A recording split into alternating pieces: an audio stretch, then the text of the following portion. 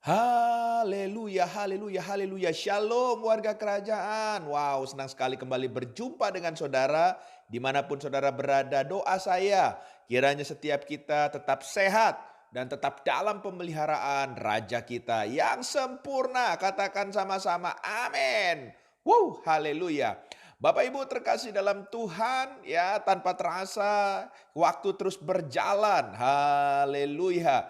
Dan beberapa bulan ke depan ya tanpa terasa kita akan kembali merayakan hari raya Natal. Tapi kalau kita belajar dari firman Tuhan ya, ternyata Bapak Ibu terkasih dalam Tuhan begitu banyak rahasia daripada kisah tentang Natal atau kelahiran Tuhan Yesus.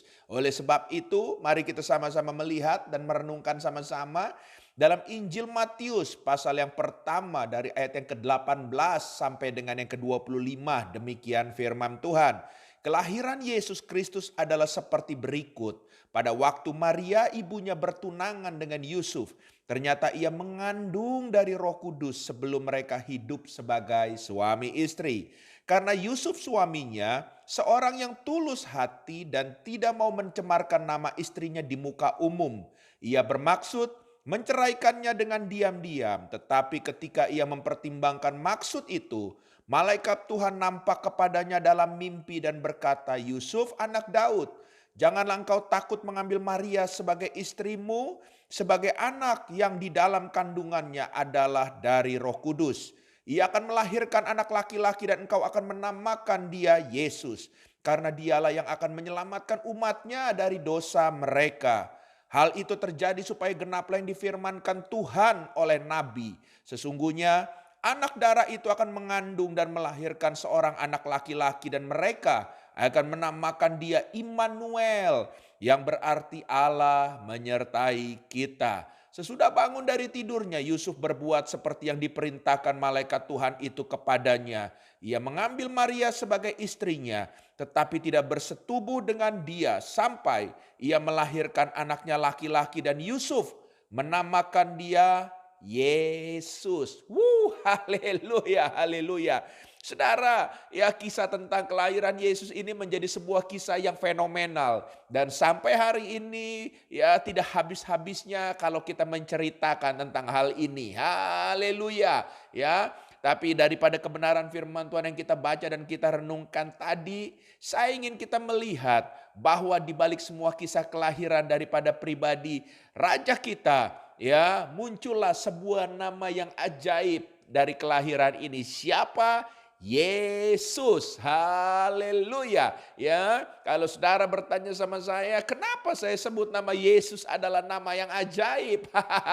Sebab kita mau melihat daripada kebenaran firman Tuhan ini, ada banyak sekali hal-hal yang di luar daripada akal pikiran sehat kita yang terjadi pada saat kelahiran ini. Makanya kalau dia boleh ada, dia lahir ke dunia, dia adalah pribadi yang ajaib. Yang setuju dengan saya boleh katakan amin. Haleluya. Apa saja itu? Yang pertama, karena Yesus dikandung dari Roh Kudus. Haleluya.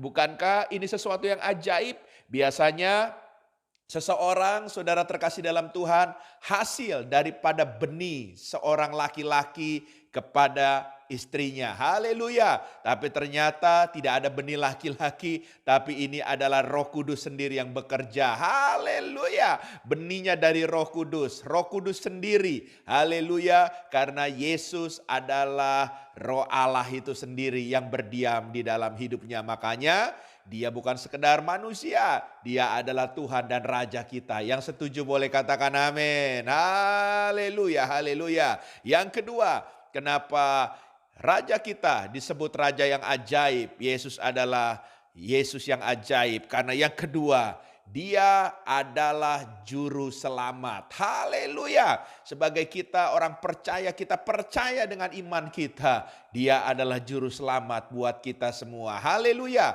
Tidak ada yang bisa melakukan ini ya, karena hanya Dialah namanya yang berkuasa ya. Dimanapun juga namanya satu-satunya yang berkuasa, termasuk di kolong langit ini. Haleluya, haleluya. Yang ketiga, haleluya. Ternyata nama Yesus ajaib karena dia juga disebut Immanuel. Haleluya.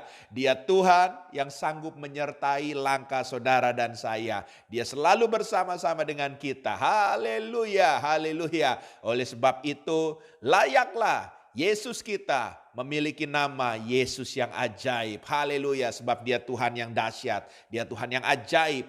Percaya sungguh-sungguh kepadanya, maka keajaiban demi keajaiban dalam hidup saudara akan terjadi. Tuhan memberkati. Izinkan saya berdoa.